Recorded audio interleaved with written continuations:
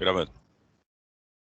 Obrigada. Bom dia a todos. Iniciamos hoje, dia 30 de setembro de 2022, a sessão virtual da 10ª Câmara Julgadora do Tribunal de Impostos e Taxas, que está sendo gravada. Estão presentes na sessão de julgamento eu, Isabel Mil, Dr. Rubens Neves, Dr. Odilo Sossolotti, Dr. Bruno Gonçalves e Dr. Tiago Murbach, representante fiscal. Doutor Bruno, agradeço a atender a substituição. Obrigada por estar aqui.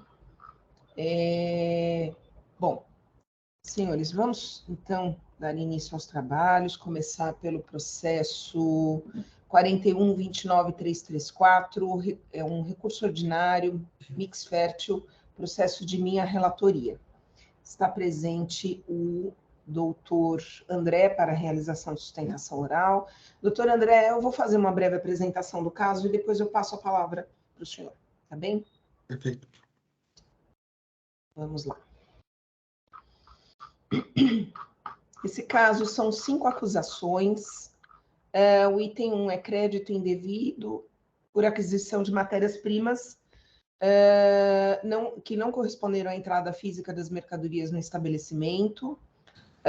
São notas fiscais emitidas pela empresa Fertizinco.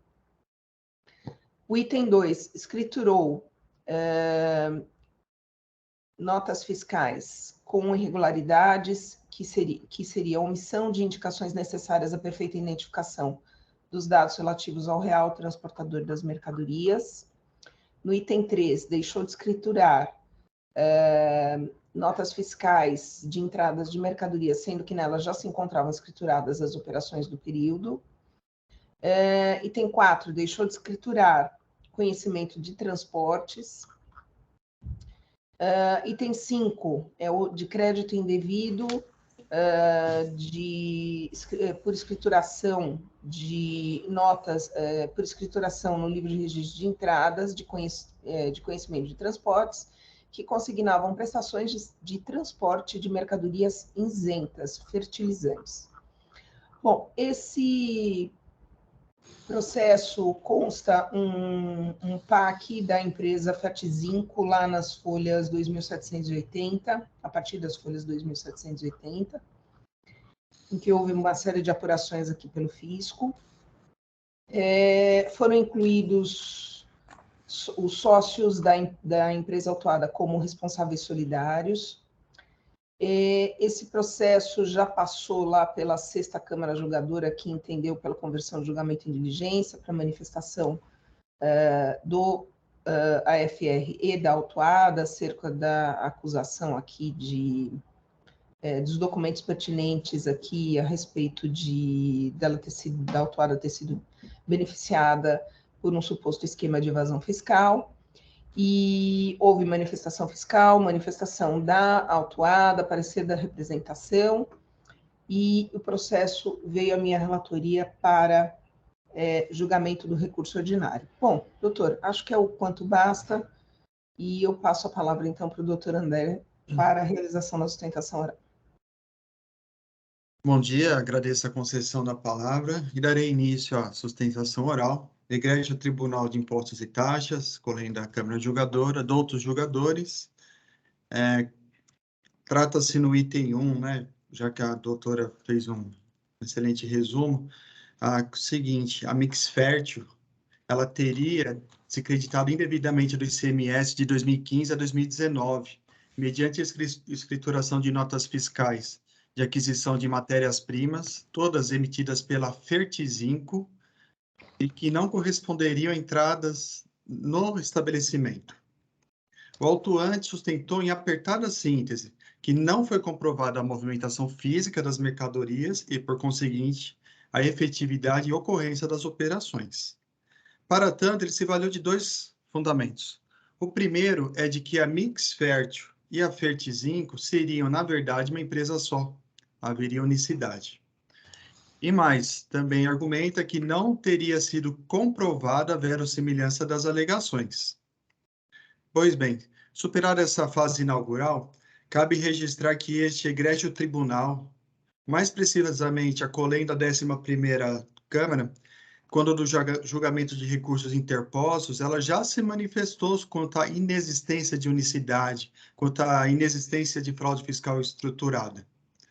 O que aconteceu foi o seguinte, em 2 autos de infração, um de final 746 e o outro de final 939, o que aconteceu foi o seguinte, as 10 fornecedoras da Fertizinco forneceram matérias-primas e o fisco entendeu que essas operações não existiram.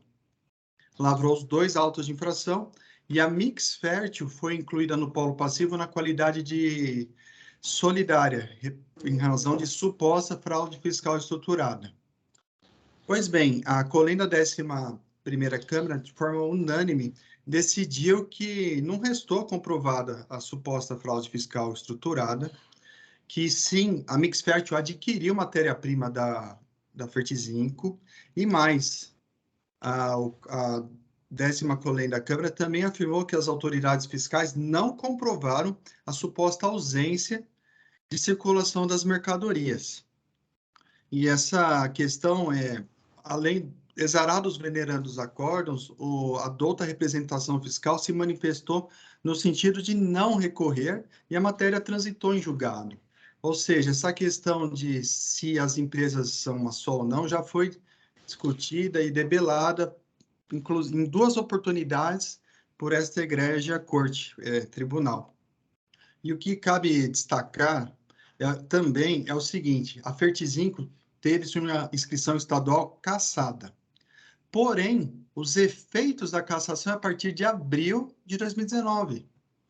Ou seja, tão somente 2 meses são atingidos pela cassação da Fertizinco, o que corrobora, o que demonstra a veracidade das operações, né?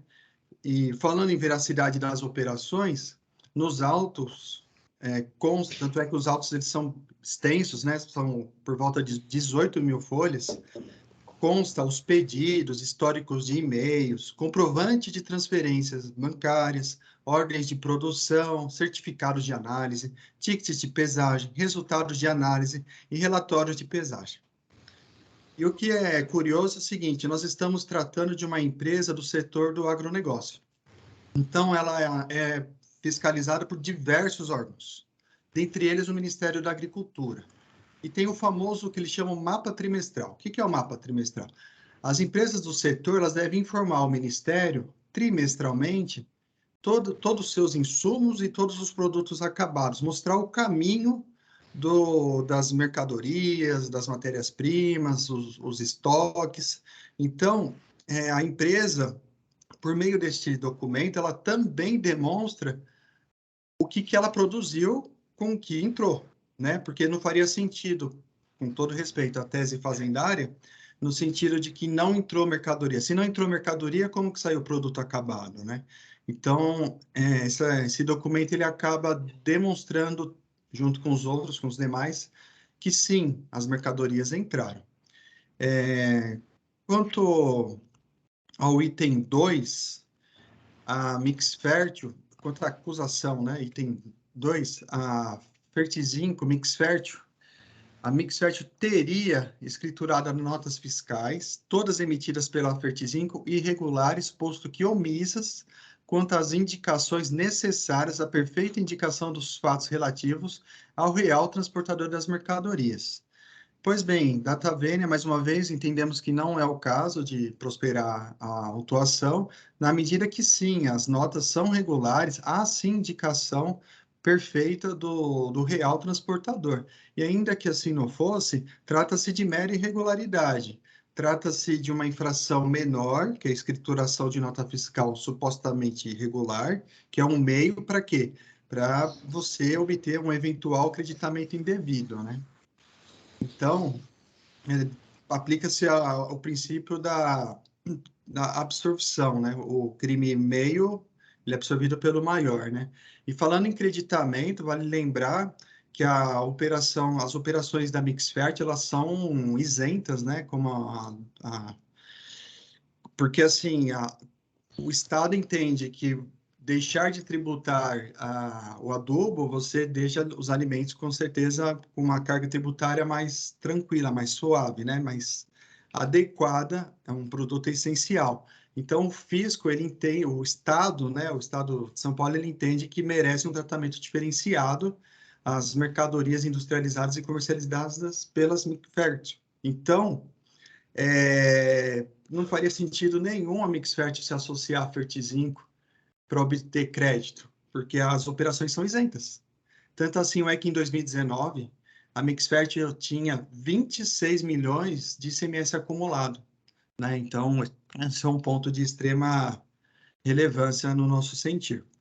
Quanto aos itens 3 e 4, eles possuem a mesma roupagem, a mesma carinha, né? Qual seja, a Mixfert teria deixado de escriturar notas fiscais e conhecimento de transporte. Ela deixou de escriturar notas fiscais porque simplesmente as mercadorias não foram entregues.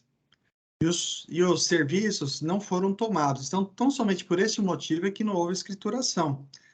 Ato infracional haveria se ocorresse o contrário, né? Se a empresa recebesse não recebesse e escriturasse.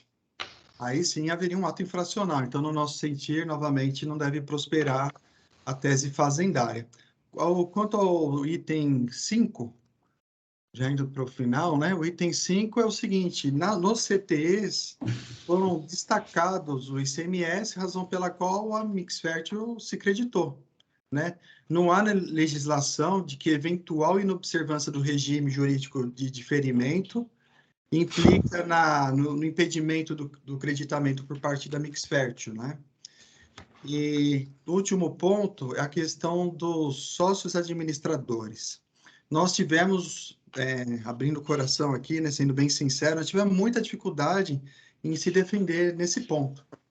Por quê? Porque não foi imputado aos sócios administradores nenhum fato, nenhum ato desabonador, nenhuma prova, ainda que precária, que demonstrasse algum ilícito, uma troca de e-mail, um telefonema, alguma operação, alguma coisa errada. Não ocorreu isso. Então, assim, foi difícil se defender porque a gente não sabia, porque os sócios foram incluídos por serem sócios. E no caso, nós não estamos tratando de mercadoria sem nota fiscal, porque aí sim haveria automaticamente a responsabilização. No caso, haveria um suposto interesse de agir. Mas qual é esse interesse de agir? Quais são as provas que demonstram que os sócios teriam interesse de agir e participação efetiva, a individualização da conduta de cada um? Não há sequer uma narrativa, né? Então, nós entendemos que é também o caso de se excluir os sócios administradores, claro, como tese subsidiária, né? Na medida que a gente entende que os itens 1, 2, 3, 4, 5 são insubsistentes. E, por fim, gostaria de agradecer mais uma vez pela palavra concedida. Fico à disposição para prestar esclarecimentos e peço o provimento em totum do recurso ordinário. Muito obrigado, bom dia. Doutor André, muito obrigado. Muito obrigada. Parabenizo pela sustentação e pela objetividade. Eu vou tentar resumir o voto, porque depois que for publicado a íntegra, o doutor vai ter acesso. Então, eu vou tentar resumir aqui só para a gente ser mais objetivo aqui nos trabalhos. Bom, em relação, eu entendo que não existem nulidades no processo, que o processo pode estar apto para ser julgado, afasto a decadência arguída pela autuada, entendo que a questão aqui já pode ser resolvida no mérito. Bom, lá no item 15, então, do meu voto. De acordo com o relatório circunstanciado, as diligências realizadas pelo fisco no endereço de Arujá tiveram como objetivo interromper a fraude fiscal estruturada na comercialização de matérias-primas destinada à produção de fertilizantes, abre aspas, efetuada mediante a utilização de estabelecimentos de existência simulada nos estados de São Paulo e Minas pelo contribuinte Fertizinco. A decisão monocrática manteve integralmente o AIM, inclusive a responsabilidade solidária dos sócios. Inconformados recorrem conjuntamente a autuada e os responsáveis solidários, objetivando o cancelamento do presente AIM. A autuada informa que foram proferidos acórdãos nos autos de infração números tais e tais, restando decidido definitivamente a inexistência de associação da Fertizinco e Mixfertil para a prática de ilícitos no âmbito tributário, a comprovação de aquisição de matérias-primas da Fertizinco e a ausência de comprovação de circulação física de mercadorias. A recorrente trouxe cópias de acórdãos da apelação civil número tal, destacando o entendimento consignado no Tribunal de Justiça, que é o seguinte: a ausência de comprovação de transporte de mercadorias não afasta por si a veracidade da compra e venda, na medida que toda a escrituração fiscal e a transferência de valores foram verificadas a comprovar a efetiva transação comercial. Os solidários pretendem sua exclusão no polo passivo, pois consideram insuficiente a fundamentação adotada pela decisão monocrática, que contou com a seguinte conclusão. Então, eu trago aqui os itens 114, 115, 116 da decisão monocrática, que ela trata, que ela fundamenta aqui a manutenção dos solidários. Bom, eu vou pedir Vênia para não copiar, só para não me alongar, né? Para não falar sobre os itens aqui, para não me alongar mais do que o necessário. Os recorrentes argumentam que inexistiu operação ou prestação realizada sem documentação fiscal, que se confirma pela simples leitura das acusações. Das peças juntadas do PAC, relativa à empresa Fertizinco, é possível notar as folhas tais, que foi consignado a seguinte decisão proferida pela diretoria, pela DIGES. Diante do exposto, tendo em vista que o interessado não trouxe elementos que pudessem contradizer as constatações fiscais, conheço do recurso e nego-lhe provimento, ratifico a decisão do delegado e que determinou a cassação na inscrição estadual número tal, com efeitos a partir de 17 de abril de 2019. Então, desta forma, é evidente que a cassação na inscrição só teve seus efeitos a partir de abril de 2019. As acusações são relativas ao período. Aí eu menciono que cada período de cada item, de janeiro de 2015 a abril de 2019, setembro de 2019 no item 1, janeiro de 2015 a abril de 2019, agosto e setembro de 2019, item 2, dezembro de 2015, maio, julho, setembro a novembro de 2016, abril a junho de 2017 e janeiro de 2018 a dezembro de 2019 no item 3, novembro e dezembro de 2015, janeiro, fevereiro, abril a outubro e dezembro de 2016, enfim, e assim vai até o item 5, novembro, todas relacionadas aí aos anos de 2015, exercício de 2015, 16, enfim.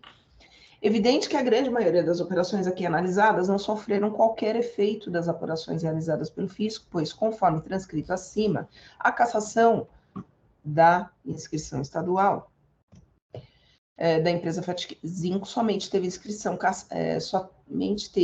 cassada, desculpe, ficou cassação e cassada aqui. A cassação da inscrição somente teve efeitos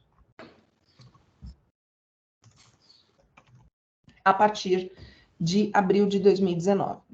Fixada a data de início dos efeitos da cassação, passo a analisar os argumentos dos recorrentes.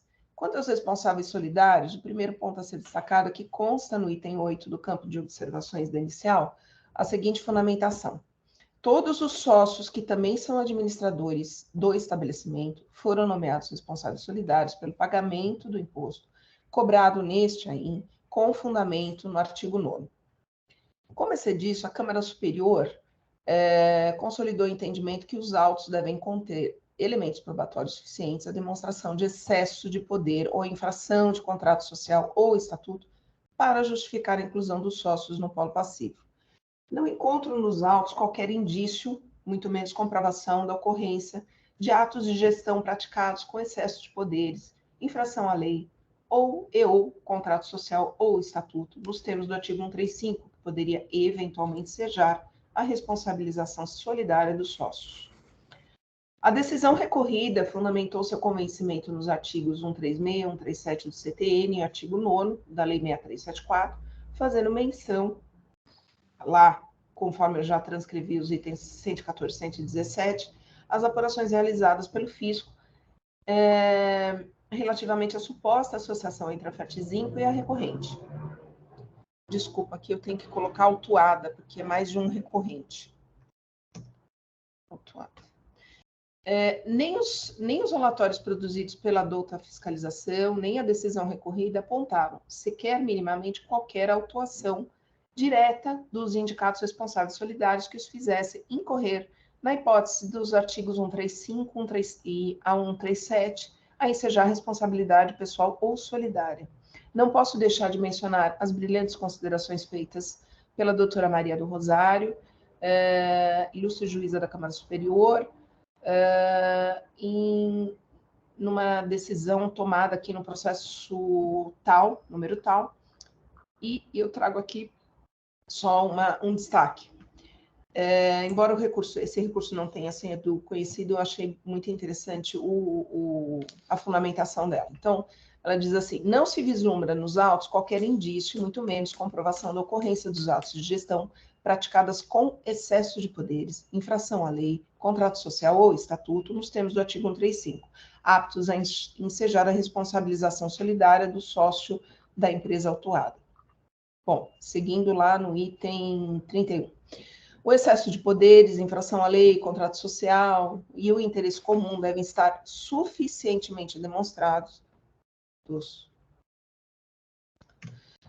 não podendo a mera alegação ou suposição servir como fundamento para a manutenção da responsabilidade solidária. A conclusão inevitável é que deve ser afastada a responsabilização solidária das pessoas físicas que constam no polo passivo da presente ação. Quanto às demais alegações da recorrente, quanto à multa, juros, afasto, conforme as diligências, e aí seguindo, acho que eu vou falar lá embaixo, as demais alegações da recorrente, quanto à multa e juros, afastos, mas eu justifico mais para baixo. Conforme as diligências escritas no PAT, a empresa Fertizinco efetivamente existia no endereço declarado no CADESP, com estrutura compatível para a produção, estocagem e distribuição de micronutrientes para fertilizantes. Tanto que a existência do estabelecimento em funcionamento foi atestado pelo próprio fisco. Aí eu trago um trecho aqui das folhas 2785, que diz o seguinte: na diligência realizada, constatamos que o contribuinte atua no ramo de fabricação de micronutrientes para fertilizantes, inclusive com estoque de matérias-primas acondicionados em big bags, conforme imagens fotográficas do local. O registro fotográfico de folhas 282 seguintes demonstra que a referida empresa está localizada em edifício de grande porte, compatível com a atividade exercida, e no seu interior foram encontrados equipamentos, laboratório, estrutura de escritório, empilhadeiras, plataforma para pesagem de veículos, ou seja, todo o necessário que indica regularidade da atividade empresarial. É possível observar que a empresa Fertizinco ofereceu defesa, folhas tais, quando instada a fazê-lo no processo número tal, por ocasião da cassação de inscrição estadual. E aí segue lá no item 38. Pela simples leitura das peças juntadas no PAC, não é possível encontrar nenhum indício de participação dos responsáveis solidários que justifiquem sua manutenção. Isso até eu estou reprisando aqui nestes autos, tema que já foi analisado. Tema que já foi... Desculpe, é que às vezes a gente escreve e tem que fazer algumas adequações. Tema que já foi analisado.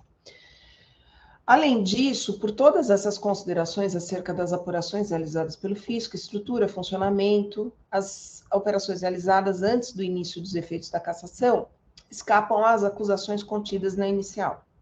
Autuada Max Fértil, para comprovar que efetivamente realiza suas atividades de industrialização ao processamento e à comercialização de adubos, fertilizantes, micronutrientes, elementos químicos, conforme seus atos estatutários e de forma independente, apresenta uma série de documentos. E aí ela traz aqui registro do Ministério da Agricultura, licença de funcionamento, certificado e licenças de produtos controlados, tem documentos aqui da Polícia Federal, enfim, tem uma série de documentos aqui, Polícia Civil, tem uma série de documentos aqui juntados. Na peça recursal, o recorrente coleciona foto aérea de sua planta industrial, tomando como exemplo as folhas 17.232. A recorrente salienta que sempre transportou crédito de ICMS, dando como exemplo o relatório de apuração, que no mês de dezembro de 2019 o saldo era de 26 milhões. Consta das folhas 2427, declaração formalizada pelo OFR, do Posto Fiscal de Campinas, datada de março de 2020, que todos os transportes de mercadorias adquiridos pela Mexfert sempre foram de responsabilidade da FET-5. O referido documento foi assinado pelo representante legal, certamente ciente dos efeitos e consequências de tal afirmação. Constou da OSF de Folhas Tais, que deu início aos trabalhos fiscais para a verificação da irregularidade do cumprimento das obrigações tributárias, diligência realizada na empresa Transporte Fidalgo. Como resultado da referida diligência, foram juntados documentos emitidos posteriormente às datas das operações, folhas tais, e consignando informações prestadas pelo representante da empresa de transporte. E aí ele informa que, informou que trabalha exclusivamente com transporte de mercadorias para a empresa Mexfértil, desde aproximadamente 2014, que esta empresa pertence ao seu filho e tal. Bom, não há declaração formalizada pelo referido representante legal nos autos. Não encontro informação da data de início, porque quando ele fala aqui em 2014, me dá a impressão que não é isso que ele quis dizer, pelo menos da forma que está aqui redigida. Não encontro informação da data de início da prestação de serviços para a autuada, sendo que 2 dos 3 empregados da empresa transportadora foram admitidos posteriormente à data das operações, que sequer poderiam dar maiores esclarecimentos, se fosse o caso. Portanto, não estou convencida dos argumentos trazidos pelo fisco quanto ao transporte das mercadorias. Ainda sobre a mesma manifestação, temos que a narrativa do fisco não me convence, na medida que não existem elementos probatórios nos autos que confirmem a seguinte assertiva. Supostas transações comerciais de venda da Mexfértil para a FET-5 e das supostas devoluções de mercadorias entre ambas, no volume apresentado como total das mesmas, como provas, além de compras, matérias-primas e outros fornecedores, etc. e tal. E aí ele vai falando aqui, eu trago só o final em destaque. Em nenhum momento foi admitido, isso é uma manifestação fiscal, em nenhum momento foi afirmado que a Mexfert e a FET-5 não tiveram vendas reais ou compras reais com terceiros. Afirma-se, prova-se, ao contrário, que não há relações comerciais entre as duas empresas distintas, porque, de fato, não são. Folhas tais, foi juntada uma escritura pública declaratória sob as penas da lei, sendo otorgado o senhor Cláudio dos Santos, em síntese, afirma que o documento por ele assinado, quanto da realização da diligência fiscal da FET-5, não condiz com a realidade, narrando fatos ocorridos de forma detalhada na ocasião. A recorrente trouxe planilhas para demonstrar a efetividade das operações, detalhando as notas fiscais, data de emissão, valor de pagamento acumulado, objetivando a conciliação dos negócios comerciais supostamente havidos, especialmente pelo argumento de boa-fé invocado em sua defesa. Tomo como exemplo as folhas tais. Existe grande número de mensagens eletrônicas trocadas entre as duas empresas, folhas tais, que dizem respeito à negociação comercial, o que é de se esperar, na atividade empreendida pela autuada. Se as duas empresas tivessem confusão patrimonial ou de operações, tais mensagens não seriam necessárias. Além das tratativas comerciais documentadas nos autos, eles também trazem. Aí eu trago aqui, acabei discriminando as DANFs, requisições de material, trouxe aqui o número de folhas. Eu acho que até repeti esse item. De produção. Acho que está repetido aqui. Repetir, vou tirar um trecho aqui. Nossa, agora que eu estou vendo, ela começou, os itens começaram vou ter que renumerar os itens aqui. Essa história de deixar item sendo renumerado automaticamente não dá certo, né? Bom, deve-se registrar também que, de acordo com a recorrente, grande parte das operações são isentas de recolhimento do imposto, gerando grande e continuado saldo credor. O acervo probatório é imenso, sendo evidente que a autuada busca contrapor o trabalho fiscal, inclusive mediante a autuada, a juntada de documentos relativos à empresa FAT5, indicando regularidade, autorizações, órgãos federais, licença de funcionamento, etc. Observo que, embora as operações demonstradas no PAC levaram o fisco a concluir a ocorrência de conluio, fraude estruturada e constituição para a fraude fiscal, apenas a FAT5 teve a inscrição estadual cassada, que, a meu ver, enfraquece as conclusões lançadas pelo fisco. Não encontrei qualquer indício de confusão, mais uma vez, não encontrei qualquer indício de confusão de patrimonial entre as empresas e os sócios, demonstrada de forma cabal pelo fisco, que pudesse configurar o interesse comum como objetivo de fraude fiscal. Um dado importante, a autuada também trouxe planilhas para conciliar os pagamentos e as notas fiscais emitidas. Inclusive, acho que isso eu falei lá em cima. A recorrente acostou aos autos, como já mencionado, uma infinidade de documentos para comprovar a efetividade das operações e a sua boa-fé. Os comprovantes de pagamento, por exemplo, são transferências bancárias efetivadas. O fisco, ao contrário, não apresentou evidências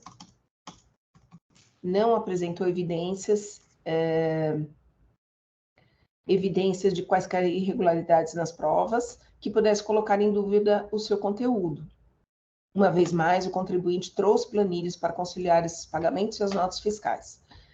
Em sua manifestação fiscal, em diligência determinada pela Sexta Câmara, o digníssimo agente fiscal aponta que seriam incongruências, haveriam incongruências nas provas. Porém, ela fica no campo das meras alegações que não foram demonstradas. Por isso, provas trazidas pela autuada, ora recorrente, a meu ver, permanecem rígidas. Argumentos como pagamento realizados a menor, existência de saldo credor financeiro favorável ao FAT5 devem ser analisados com cautela, pois podem ocorrer especialmente quando se trata de produtos transportados a granel, ainda que ensacados, diferenças de pesagem, devoluções, uma série de variantes que não foi explorado pelo fisco, e até mesmo eventual inadimplência entre os negociantes. O mesmo deve ser dito acerca de alguns documentos fiscais de terceiros com caráter corretivo ou emitidos algum tempo após as operações. Para infirmá-los, seria necessário outras ações fiscais naqueles terceiros, o que não ocorreu. Por sua vez, a douta representação, embora sempre combativa, limitou-se a reproduzir o que já foi afirmado pela douta fiscalização na inicial em suas manifestações, isso lá nos pareceres de folhas tais. Como já mencionado, não restou demonstrado nos autos qualquer ingerência, confusão patrimonial, proveito econômico, atuação direta a ensejar benefícios de qualquer natureza entre a autuada e a suposta fornecedora. Por todas essas considerações, entendo que não há justificativo ou fundamento, mais uma vez, para a responsabilidade solidária atribuída aos sócios constantes da inicial. Com relação ao item 1, por fim, eu começo aqui a falar que são operações ocorridas em janeiro, entre janeiro de 2015, abril de 2019 e setembro de 2019, que o ato foi publicado somente em dezembro de 2019, a declaração de cassação somente foi publicada em dezembro de 2019, e que seus efeitos, como já falado lá em cima, e para não ter que repetir novamente, a cassação teve efeito somente a partir de 14 de abril de 2019.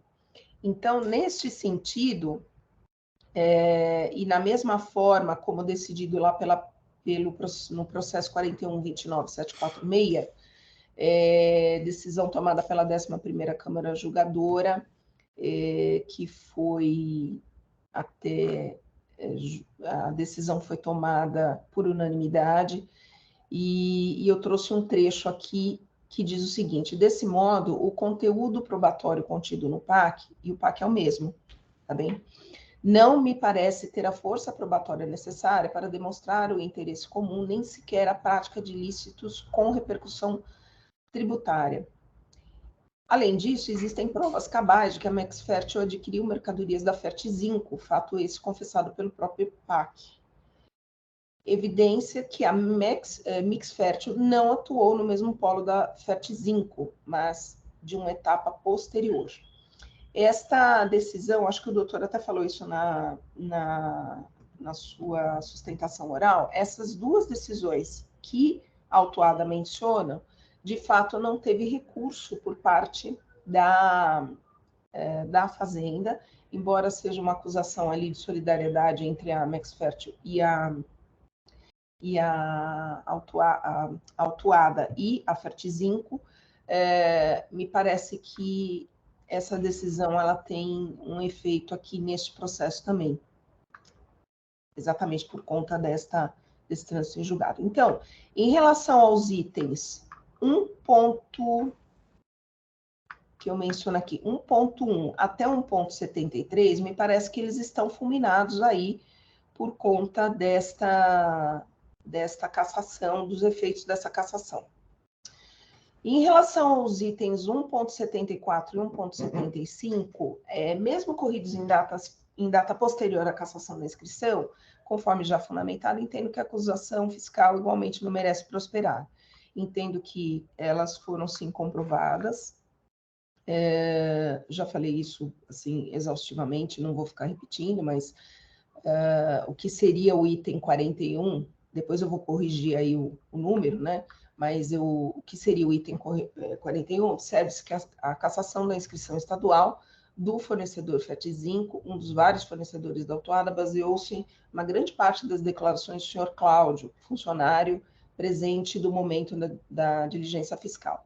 Tal declaração, posteriormente, foi repudiada por instrumento público, como eu já mencionei lá em cima, documento de folhas tais. Observe-se que as fotos acostadas pela fiscalização na acusação demonstram a existência concreta da Fertizinco, com edificações, equipamentos, mobiliário.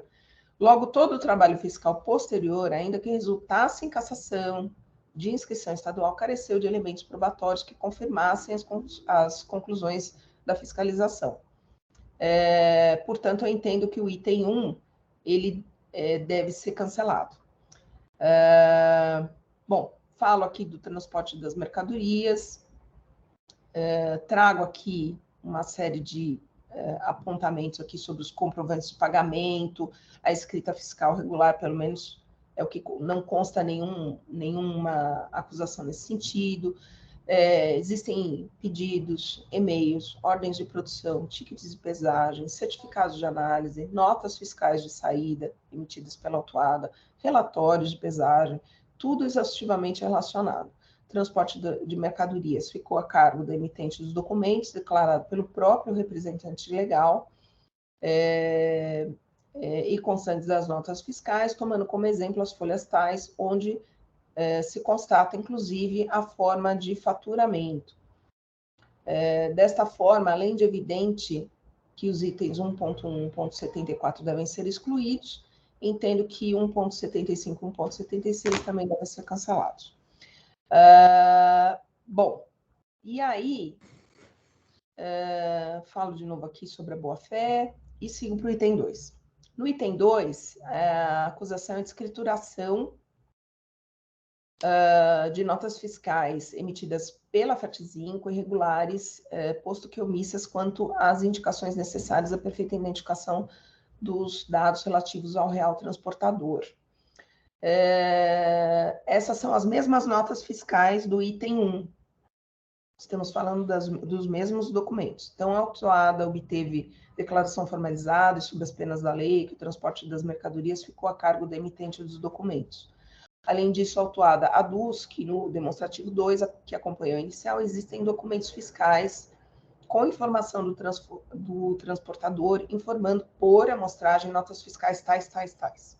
Então, por amostragem, a autuada diz que, olha, lá no demonstrativo, aqui, entrou aqui no demonstrativo que todas as notas não contêm informação sobre o transportador, mas sim, existem notas com informação do transportador.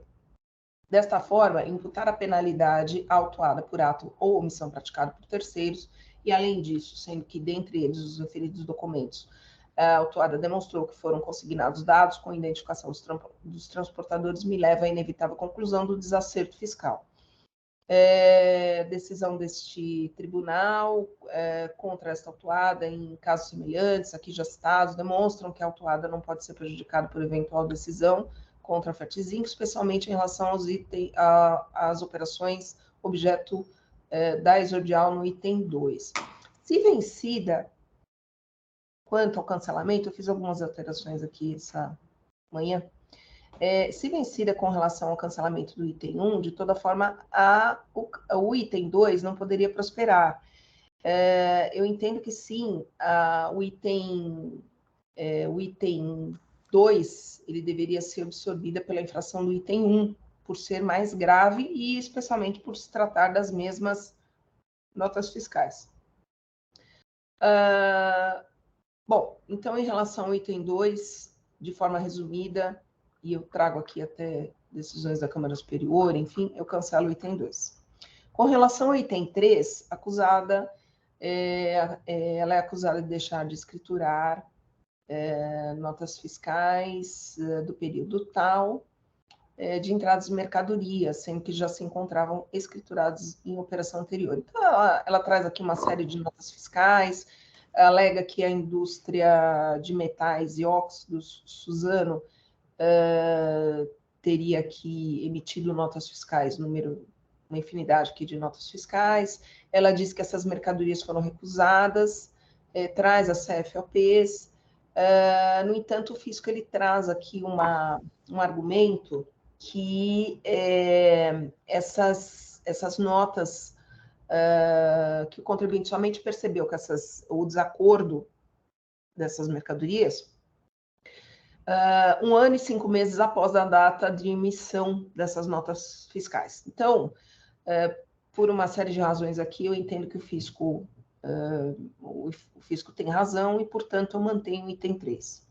Com relação ao item 4, a acusação é de deixar de escriturar, nos meses tais, os conhecimentos de transporte. A autuada, ela tenta justificar aqui a ausência de escrituração dos documentos, argumentando que o transporte das mercadorias foi por conta de emitentes, e em alguns casos por conta do destinatário, mas que ela não era tomadora. E o fisco, ele traz aqui provas de que sim, ela era tomadora.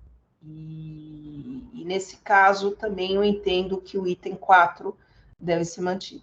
Com relação ao item 5, a autuada é acusada aqui de creditamento indevido pela escrituração de conhecimentos de transporte e que consignavam prestações de serviços de transporte de mercadorias isentas. Então, ela também, igualmente, ela tenta justificar, ela diz que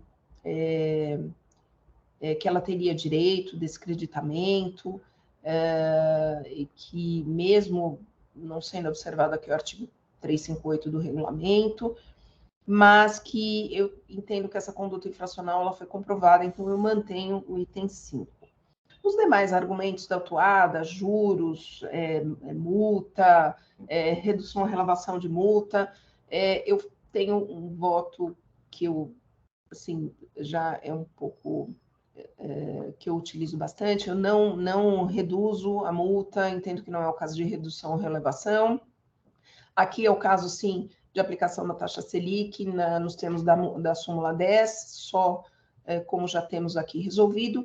E, por fim, senhores, então, vamos lá, eu conheço do recurso ordinário para dar-lhe parcial provimento, para excluir os responsáveis solidários do polo passivo, cancelar o item 1 e 2, manter os itens 3, 4 e 5 e para aplicar a taxa Selic. É como voto, peço desculpas por ter me alongado e eu vou fazer algumas correções aqui, mas antes de mais nada eu vou passar a palavra para a representação, que já disse que gostaria de se manifestar, então eu já passo a palavra, doutor Tiago, por favor. Eu só vou corrigir aqui, registrar de novo e depois o doutor pode pedir. Bom dia a todos. Parabenizo o doutor André pela excelente exposição. Parabenizo também a doutora Isabel pelo voto, um voto muito detalhado, muito cheio de detalhes fáticos, né? E uma análise bastante profunda. Presidente, a representação pretende tirar esses autos em vista pelo seguinte motivo. A infração, ela foi capturada na linha 2D do artigo 527, do artigo 85 da nossa lei 6374. Né? E embora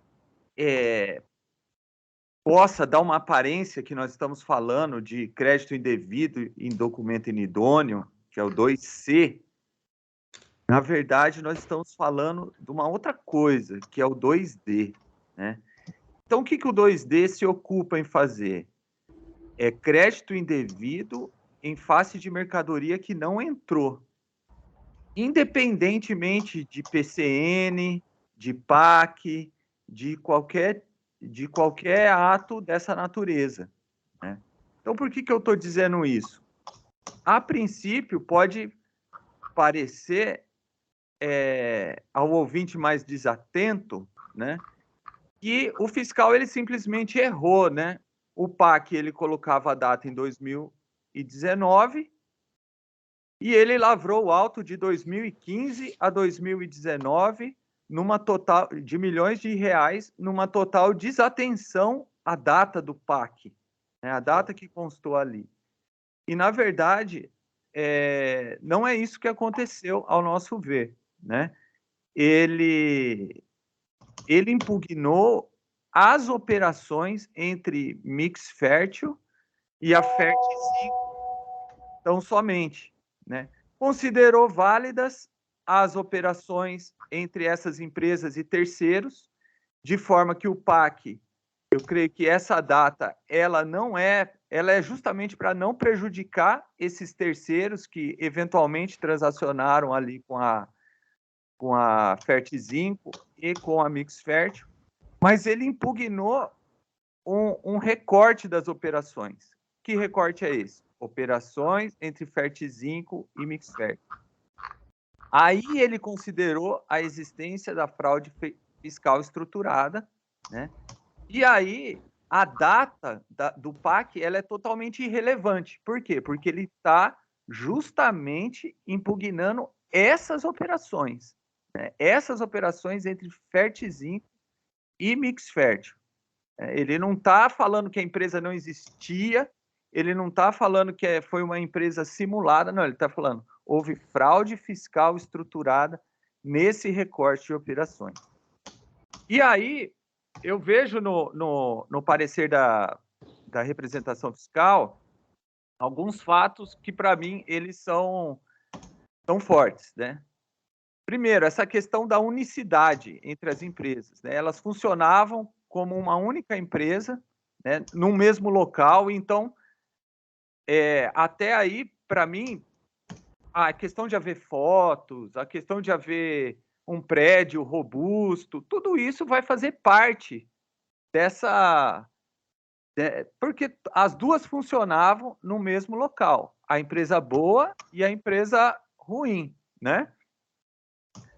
Sendo a Mix Fértil a empresa eleita para ficar com o passivo tributário. Né? Então, era ela quem comprava de fornecedores inidôneos. Ao contrário. Hã? É a Fertzinc que ficava com passivo. Perdão, doutor Rubens, muito obrigado pelo auxílio. A Fertzinc, então, ela comprava de fornecedores inidôneos, ela tinha um déficit operacional, né, que, segundo consta aqui do parecer, 42 milhões de reais, né, de entradas superiores a saídas.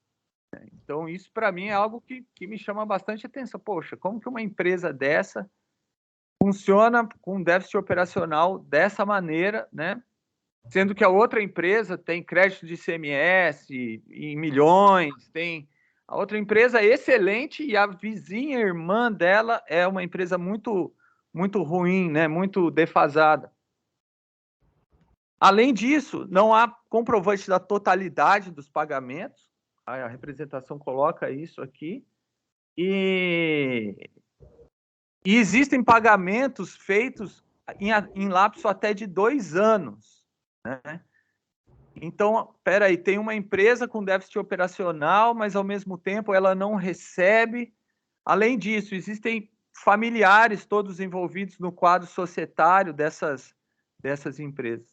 Então, presidente, sem me alongar mais sobre o assunto, mas esses, em resumo, são os motivos que me levam a pedir essa vista, porque é um processo pesado, de muitas páginas, né? E eu só falei aqui uns 5, 6 detalhes de tudo que há nesse processo, né? Então, eu vou pedir licença para pedir vista desse processo como representante fiscal. Obrigado. Peraí que eu perdi a câmera aqui. Eu corrigi o voto, já só vou salvar e registrar. Representação, doutor Tiago, bom, sua vista já está pronta, né? Mas é um trabalho, é um processo trabalhoso, é um processo que tem muitos detalhes, de fato, né? Doutor Tiago, só se eu estiver muito enganada, mas eu não consegui identificar metade do que o doutor falou, né? As empresas não, a princípio, com os documentos, veja, eu analisei o que tem lá nos documentos, né? Dei uma atenção especial nas decisões que foram tomadas, que se utilizaram, transitadas em julgado. Veja bem. E que me chamou a atenção é que os documentos é o mesmo PAC que foi utilizado naquelas decisões, né? E eu estou me valendo do que está aqui no processo. Não me recordo de ter visto nos autos que as empresas funcionavam no mesmo local, muito pelo contrário. E se isso tivesse constatado nos autos, de fato, a minha decisão teria sido diferente. Eu teria me convencido de forma diferente. Mas acho muito válida esse seu pedido, oportuno.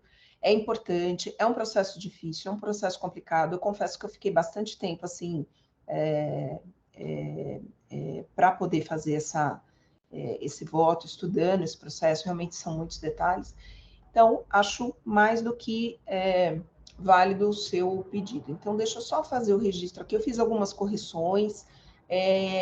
Eu fiz aqui só umas pequenas alterações do meu voto inicial, apenas para acrescentar alguns detalhes que eu deixei escapar aqui de folhas e tal. Mas depois a representação vai ter oportunidade aí de ver com detalhe, então deixa eu só registrar, e aí a representação já pede. Então, deixa eu ver.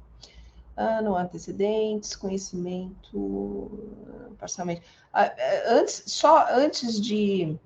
Enquanto eu faço aqui o registro, eu deixo a palavra aberta, se os colegas quiserem fazer algum tipo de manifestação. Eu gostaria de até aproveitar, doutor André, com licença, presidente. Claro. Bom, igualmente, doutor Tiago, eu pedi vistas no processo, tem muitos detalhes, né, assim, muitas questões fáticas, né.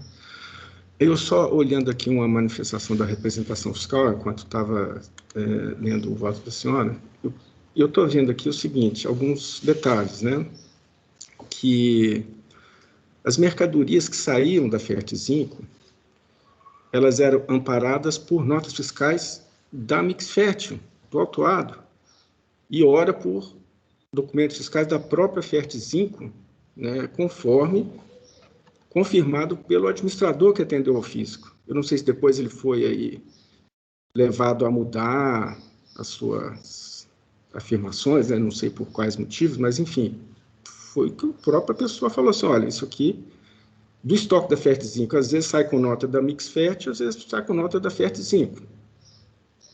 E que as DANFs, tanto da Fertzinco quanto da Mixfertil, elas eram emitidas no mesmo IP. Então, era a mesma pessoa que emitia tantas notas da Fertzinco quanto as notas da Mix Fértil, né?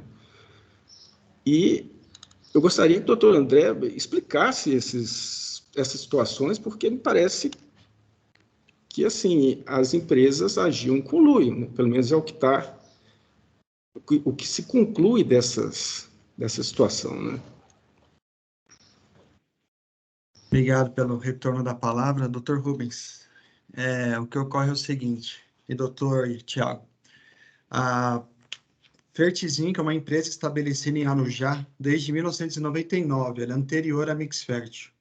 Eu peço escusas à doutora Isabel pelo volume de documentos colacionados por nós nos autos, mas é que nosso papel era demonstrar que sim, as empresas são distintas e por exercerem atividades do setor do agronegócios, elas são fiscalizadas pelo MAPA, pelo Ministério da Agricultura, e por haver o manuseio de produtos perigosos, como ácido sulfúrico, tem Exército, Polícia Federal, Polícia Civil, Conselho Regional de Química, CETESB, município, tem um monte de órgãos das 3 esferas de poder de olho nessas empresas desse setor, não é só com as nossas, né?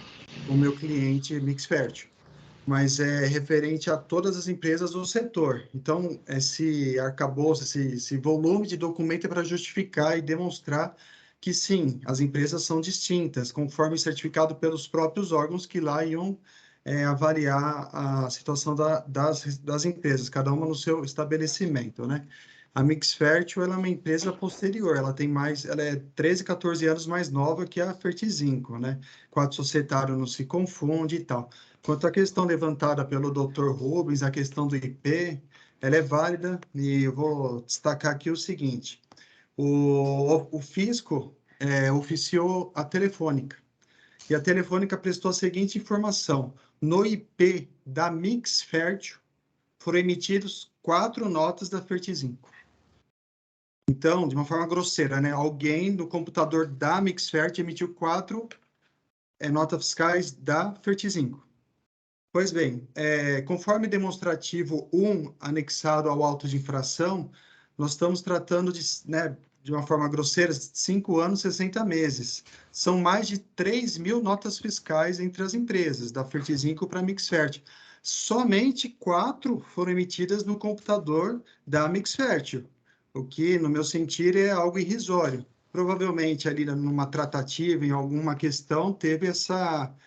deixa eu usar seu computador, algo de praticidade, até mesmo porque são empresas sérias e idôneas que exercem suas atividades regularmente, tem uma parceria, e não há fato impediente de se valer do mesmo computador. E aconteceu em tão somente 4 vezes, né? Então, outra questão, eu acho que eu respondi essa questão do IP, né? O doutor Tiago levantou outras matérias. A questão da declaração do administrador, que as notas, que a coisa saía como é que chama? Da Fertzinco com nota da Mix Fértil. Então, o Cláudio, que é o que a gente argumenta, isso traz também no nosso recurso ordinário. A declaração do Cláudio, ela não tem nenhuma testemunha, não tem nenhum advogado, não tem ninguém acompanhando o senhor Cláudio. Ele não pode falar pela Mix Fértil, né? Ele não pode trazer informações que não competem a ele. Então, a declaração dele, o que aconteceu foi o seguinte, ele declarou, veio o auto de infração, e a Fertzinco também, né, naquelas 2 primeiras autuações, ela com certeza procurou o senhor Cláudio para prestar esclarecimentos e ele se retratou e falou que não condiz com a verdade. Ele não poderia dizer algo que não compete a ele, que não cabe a ele, né? Então é só uma questão de legitimidade. Não é que não aconteceu, mas ele não poderia dizer isso. Ele não tem direito, ele não tem acesso a algo que não compete a ele. Ele não é funcionário, colaborador, empregado, preposto da Mix Fértil. Ele não... Agora, o porquê que ele fez Por que ele não foi ouvido no PAC?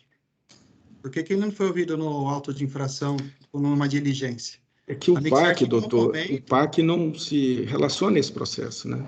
A gente não está aqui sendo acusando a Mixfert de ter se creditado a partir de notas fiscais irregulares. Uhum. E está sendo acusado de se creditar com notas fiscais que eram válidas antes do PAC, mas que não correspondiam à entrada de mercadoria, né? Então, assim, não precisa citar isso no PAC. Bom, só sei que é mencionado nos autos essa questão do cloud, por isso que eu... É porque ela é relevante nesse processo, não no PAC. Bom, a relevante é a matéria decidida pela COLEM da 11ª Câmara Julgadora, que entendeu que não há unicidade, que não há fraude fiscal estruturada. Matéria essa transitada em julgado, cuja douta representação fiscal expressamente disse que não ia recorrer. Então, essa matéria, no nosso sentido, já foi superada. Ela cabe recurso especial, esse tipo de decisão, doutor? Ela não recorreu porque ela aceita ou porque não há condições de fazer um recurso especial em cima de provas? O que o senhor acha? No meu sentir, ela expressamente disse que não iria recorrer. Isso, mas quais os motivos pelos quais ela não vai recorrer? Porque ela concorda com a decisão? Aí já o que o senhor acha? Com todo respeito ao doutor, Sim. é somente a ela que cabe essa resposta. Exatamente, não ao senhor. Ela cabe a resposta também, mas eu estou falando que consta nos autos, a matéria transitou em julgado. Sim. Nos dois autos. Deixa eu só fazer uma observação aqui. Essa declaração, isso é uma coisa que eu não coloquei no voto, porque ninguém argumentou, mas eu vou fazer só um comentário aqui.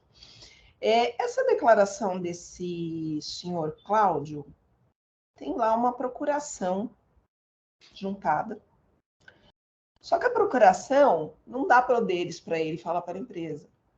E eu não sei, né? Isso talvez seria matéria de defesa que ninguém argumentou, eu também não coloquei no voto, mas eu achei interessante. De toda sorte, ele vai e faz uma declaração, uma escritura pública de declaração, que isso pode trazer aí algumas... Isso que mais me chamou a atenção nessa declaração dessa pessoa, né? Se ele tivesse, talvez, feito a declaração, tivesse feito depois um documento simples e tal, mas não, ele foi num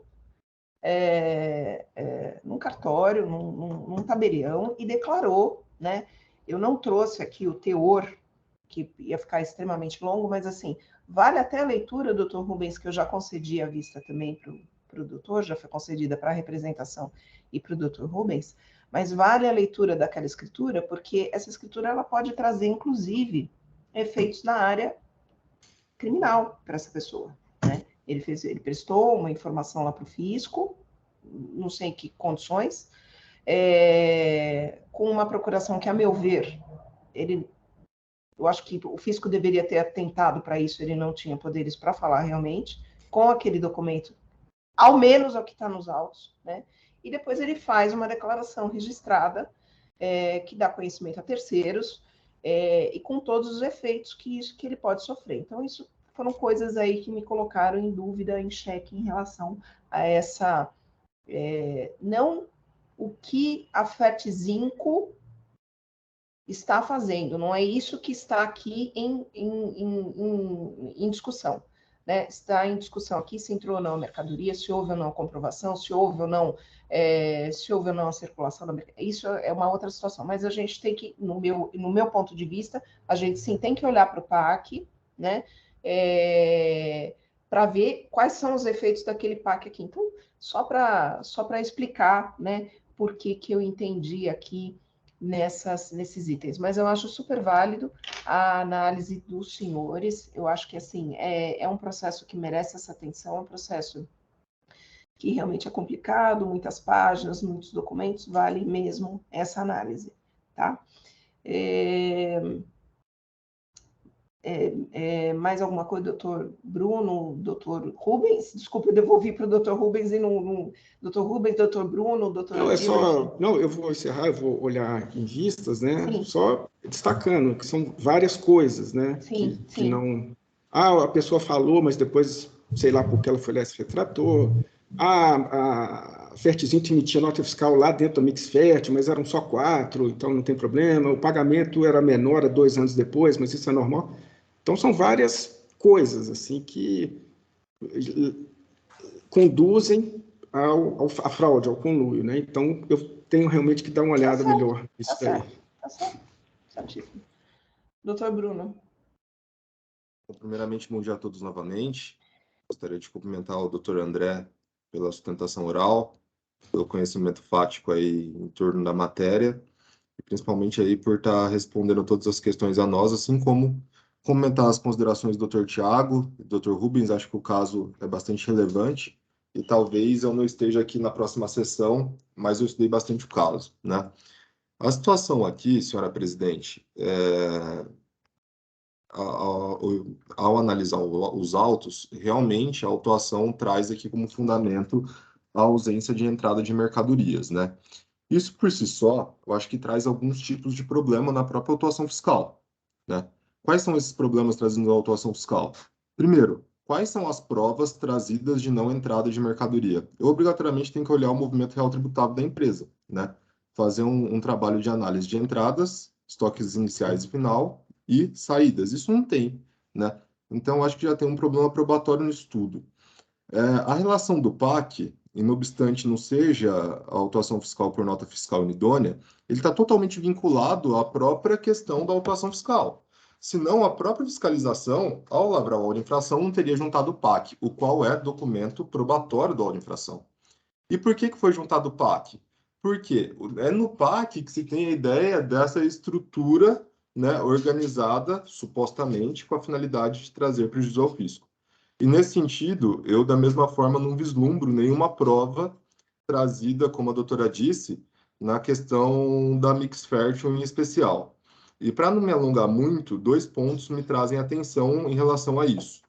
Primeiro ponto, se fosse fraude estruturada, provavelmente a mix fértil teria reflexos também dentro dessa própria questão, como a doutora muito bem apontou no voto, né? A cassação foi só para uma empresa, não foi para outra, né? E o segundo ponto, que também me traz atenção, é a própria questão ventilada pela doutora, reiterada pelo doutor André, de existência de uma decisão administrativa transitada julgado nesse sentido, né, pela 11ª Câmara Julgadora, salvo melhor juízo, sob a relatoria do Dr. Tiago, que eu também analisei essa decisão, né? Possibilidade de recursos haveria naquela situação, independentemente de haver ou não a decisão transitou em julgado, mas haveria, né? Primeiro haveria o pedido de retificação de julgado, justamente com a necessidade de apresentação de eventuais erros de fato, né, conforme o artigo 15 da nossa Lei 13.457, que não teve. Segundo ponto, cada vez mais a Câmara Superior tem decidido sobre matérias ventiladas pela dota representação fiscal, no sentido de acolher premissas falsas, ou seja, quando a decisão recorrida contém premissas falsas, esse é justamente um dos motivos de nulidade dela. Mas não houve ali nem sequer tentativa de interposição de recurso, o que demonstra o interesse de agir, o interesse recursal nesse sentido, né? Então, seja pelas provas, seja pelo próprio posicionamento ali acolhido naquele caso, né, que é vinculado ao mesmo caso, porque é o mesmo PAC, seja pela inexistência ali de provas de não entrada de mercadorias, né, e além do mais, reiterada ali pela Mix Fértil, através dos controles, que são extremamente rígidos, né, do agronegócio ali do mapa. Entrou a mercadoria, que a mercadoria entrou, não tem dúvida, né? Pode ser que não tenha entrado por meio da nota da Fertizinco, mas daí, como o próprio Dr. Tiago disse, a acusação seria diferente, que não é o caso, né? Então, se a mercadoria entrou, ela entrou, porque teve saída de mercadoria. A mercadoria saiu. Então, obviamente, entrou. Agora, se não fosse da Fertizinco, o Dr. Tiago bem disse, esse auto de infração não discute nem idoneidade do documento fiscal. Então, a gente teria um auto de infração errado. Mudar o auto de infração nesse momento, a gente implicaria aqui em alteração do critério jurídico do lançamento, o que é impossível fazer nesse momento, porque o órgão julgador não tem como função lançar crédito tributário, não tem como função dar motivação a um eventual auto de infração, um eventual lançamento tributário. Então, por esses motivos, doutora, eu acho que eu quero parabenizar a doutora pelo voto, pela vasta análise ali dos documentos probatórios, e também, se eu tiver na outra sessão, estudo novamente, é sempre bom revisitar a matéria, e gostaria de parabenizar a todos aí que se manifestaram e que estudaram o processo de alta complexidade. Obrigada, doutor Bruno. Bom, se ninguém mais quiser fazer a palavra...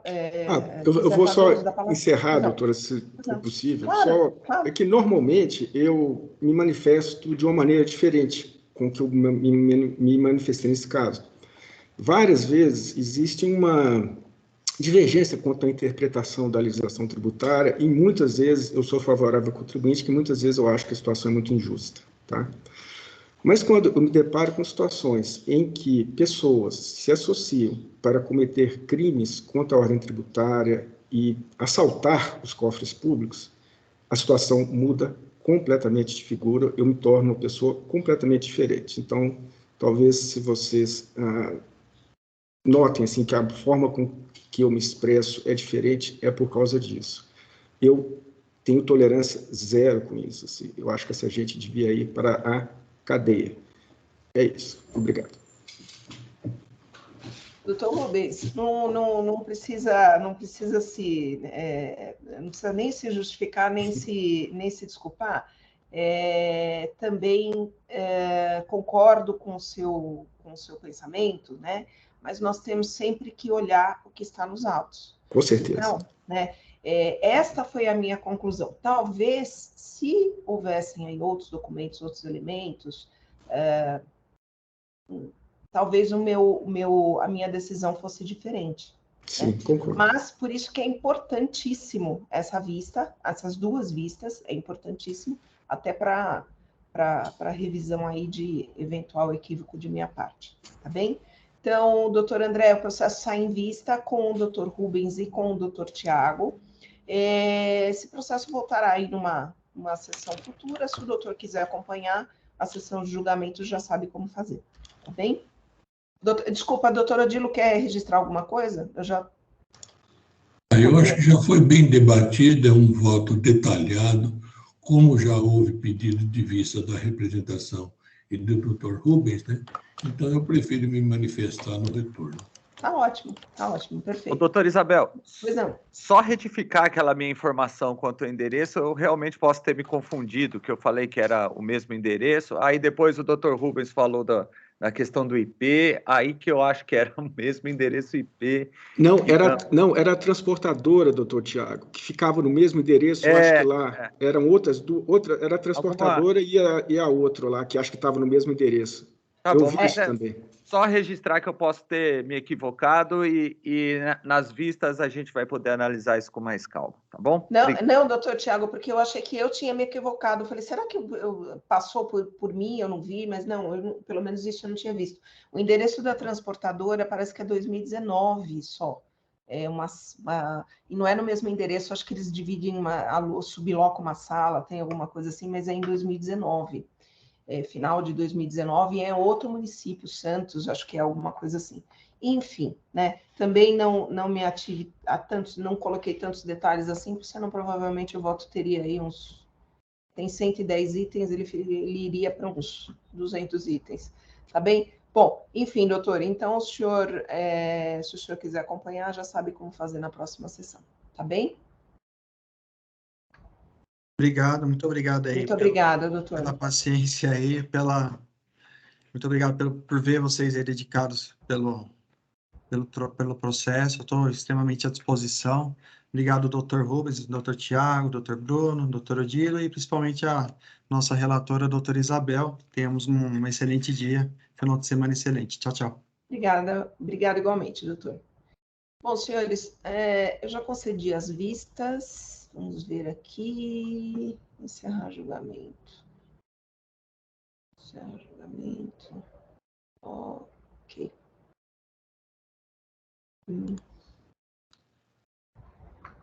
Certo.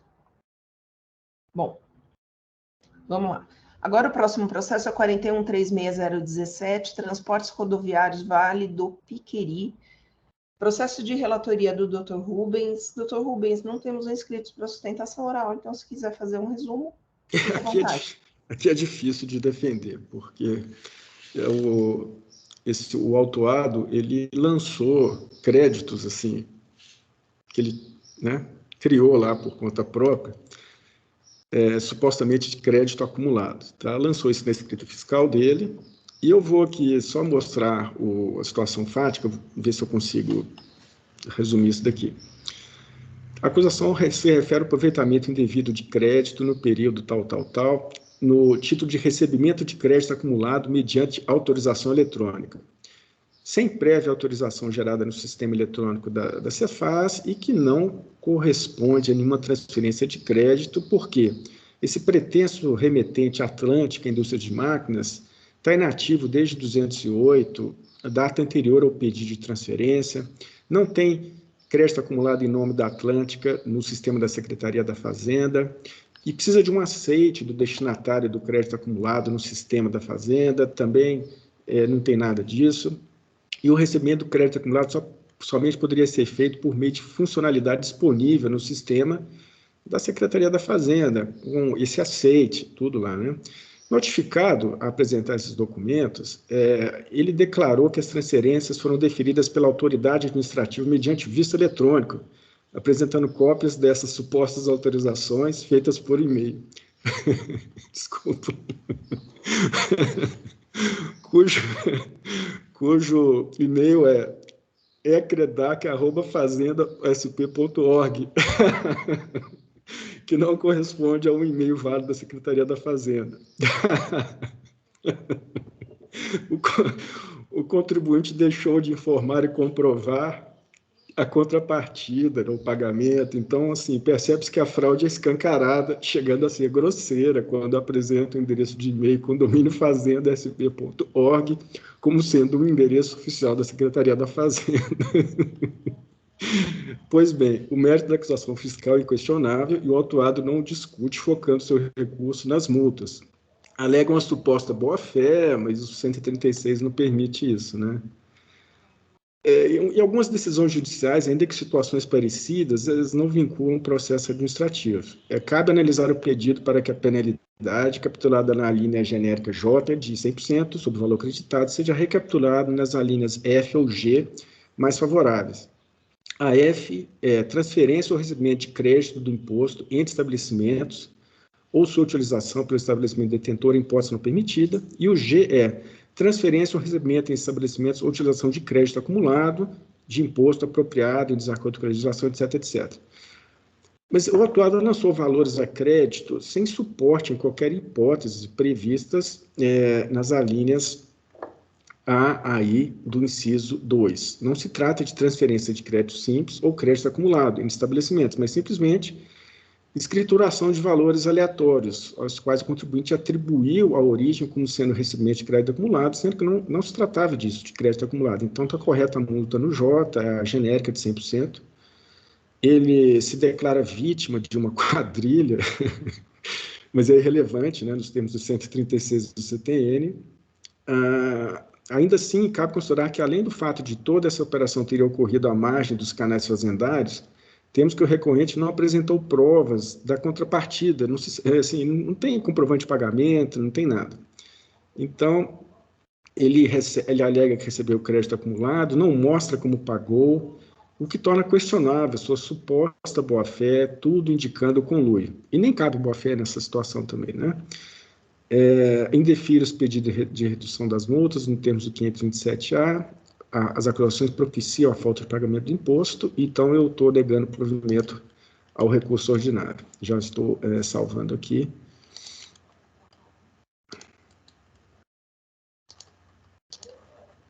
Bom, doutor Rubens, parabéns pelo voto, pela análise. Eu não consegui não rir, porque aquele e-mail era demais. .org, não. Bom, enfim, parabenizo pelo voto. Doutor Bruno. Eu gostaria de comentar o doutor Rubens pelo voto. Realmente, questão de crédito acumulado, é uma questão que tem que ser feita via CREDAC, né? Não tem outro meio disponível. E questão de multa e juros aqui, a questão de multa, desculpa, não seria possível a gente dar por conta do artigo 28. Então, acompanho integralmente o doutor Rubens nos termos do seu excelente voto. Perfeito. Obrigada, doutor Bruno. Doutor Odilo. Também acompanho o doutor Rubens. Representação? Alguma manifestação? Sem manifestação, presidente. Apenas parabenizar o doutor Rubens. Obrigado. Muito bem. Então, eu vou encerrar debates. Verificando o quórum.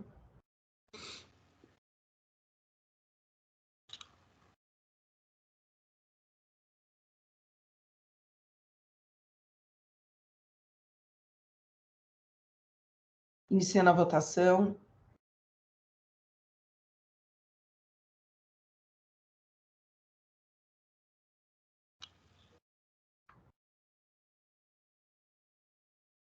Muito bem, então o processo 41.36017, o recurso ordinário foi conhecido e não provido. Bom, senhores, terminamos. Encerrar julgamento.